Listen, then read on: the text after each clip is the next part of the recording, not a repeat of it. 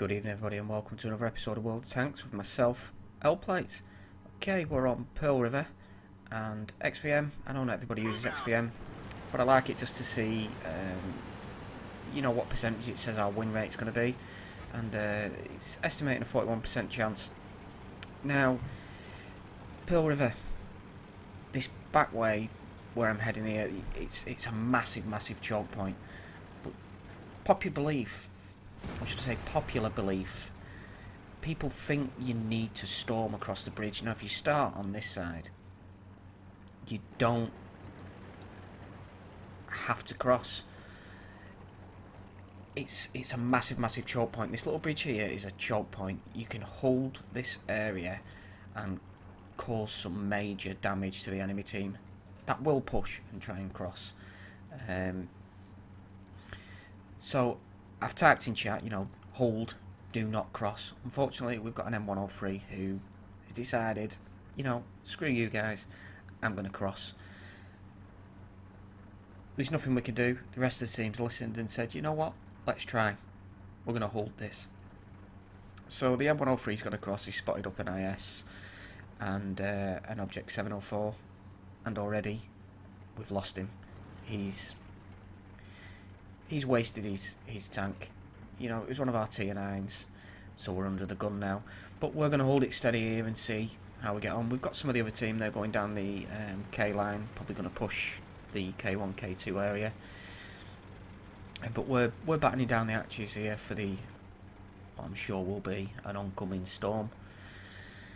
So we've got T-32, we've got an IS-8, got myself, and we've got a a Jagd Panther behind us as well. And here we go, here comes their E50. So the fire can start getting put down as soon as you get shots, just get it down. Unfortunately I bounced there on the Carnarvon. But with this rocket, it allows me to, you know, jump in and out. Again, I've bounced. 2 shots, no pens. Not a good start. But I managed to get one there. So as you can see, they're already starting to back up on each other. Already starting to get in the way of each other. Which for them isn't good, but for us is a godsend. So I managed to take one out there. We've got an ASU 152 actually trying to push it, but it looks like he's fell down the side of the bridge. Managed to pen the Carnarvon.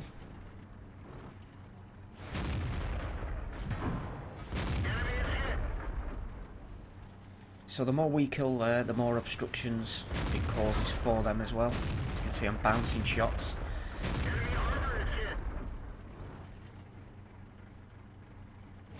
Our guys that have gone, as you can see them on the J line there, they're in a bit of a scrap as well. We are currently losing. But we do have them backed up. They are getting close to the bridge, but we are managing to still put the fire down. There's an ISU who's trying to sneak around.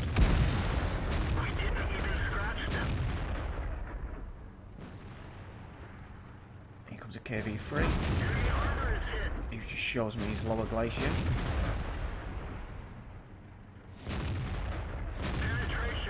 So now there's myself and the T-32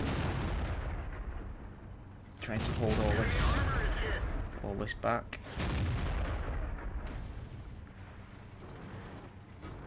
I have asked for help in the chat there. If there's anybody close by who can get back, because like I say, there is only the 2 of us and they still have about four across the bridge. But as you can see from the scores, 6-4. We're starting to take control of this game now. Just lost the T-32, so it's myself trying to hold this area now.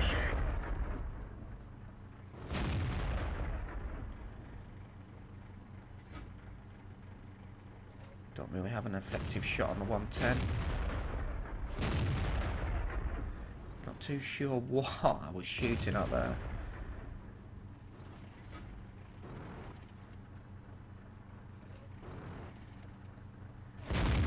.704.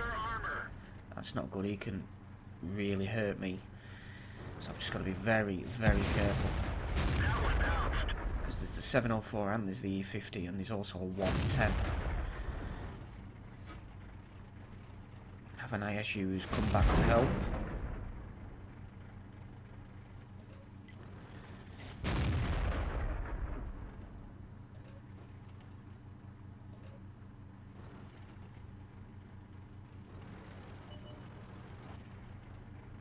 They have a lot of stuff to hide behind there as well, so it makes it harder for us to hit them.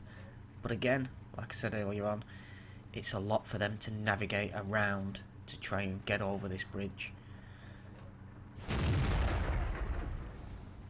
Totally missed there.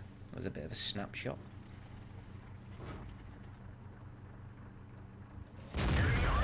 Managed to get one on there, Jagd Panther. Who's now decided, nope, I'm not hanging about. And I also managed to get another one in the E50.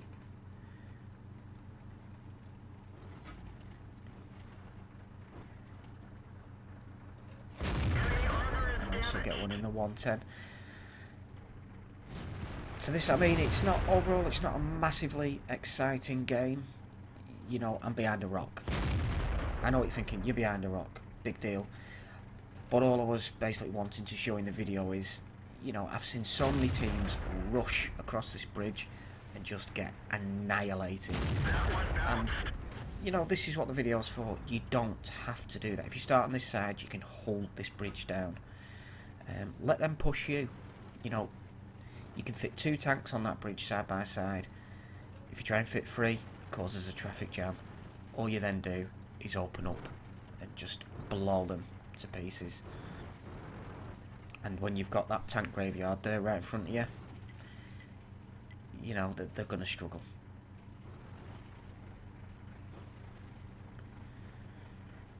Now they're asking me to attack. You know, there's absolutely no need for me to push this bridge. You know, it's locked down. They're not getting into our spawn point. You know, we're capping them. It's on their toes now. You know, there's no point in me going in there, losing my tank. You know, these guys, they're up for giving it a go. But I was just quite happy to say, you know, keep this area safe.